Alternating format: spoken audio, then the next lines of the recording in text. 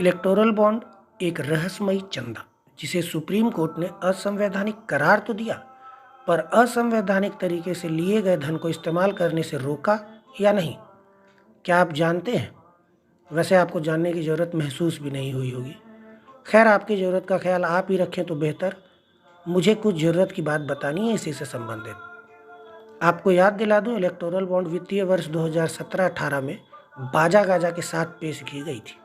इस वर्ष विभिन्न दलों को कुल चंदा 231 करोड़ मिला था। भाजपा को अकेले 210 करोड़ यानी 91%। अगले वित्तीय वर्ष में 2539 करोड़ में से 1450 करोड़, जो लगभग 57% है।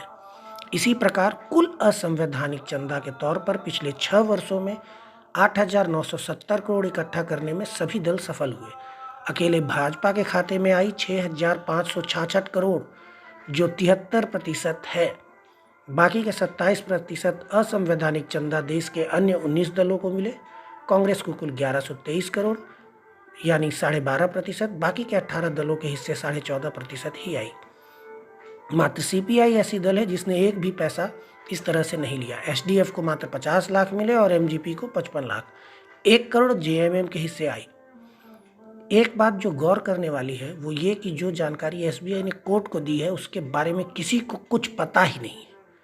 दूसरी सबसे महत्वपूर्ण बात यह है कि एक तरफ तो सुप्रीम कोर्ट ने इलेक्टोरल बॉन्ड को असंवैधानिक करार कर दिया, दूसरी तरफ इन पैसों को इस्तेमाल करने पर न तो रोक लगाई और न ही उन लोगों के नाम को उजागर करने को कहा जिन्होंने चंदा दिया। फिर असंवैधानिक करार ही क्यों दिया? सिर्फ डोनेशन या चंदा के अमाउंट को पब्लिक डोमेन में डालने का फैसला भी तो दे सकते थे सीजीआई साहब। अब आप सर खुजलाते रहिए कि जानकारी प्राप्त हुई भी है या नहीं। जितनी जानकारी प्राप्त हुई है वो काफ़ी है भी या नहीं। इस ढोंग का क्या मकसद था? सभी इस बात का अंदाज़ा लगा सकते हैं कि सबसे ज़्यादा चंदा सत्तासीन दल को ही मिलता है और जो जितना चंदा देता है उससे कई गुना अधिक फायदा कमाता है। सत्ता से लाभान्वित कौन कौन हुए ये भी दुनिया जानती है।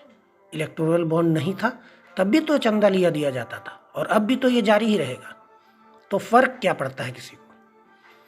एक इवेंट से अधिक कुछ नहीं नजर आता मुझे तो, मगर इवेंट में सुप्रीम कोर्ट की हिस्सेदारी भयानक भविष्य का संकेत है। आपको दिखाई दे न दे, सोच समझकर मतदान करेंगे, नहीं तो आप भी हिस्सेदार बनेंगे। बनते रहिए, आपकी मर्जी। फिर मिलेंगे। नमस्कार।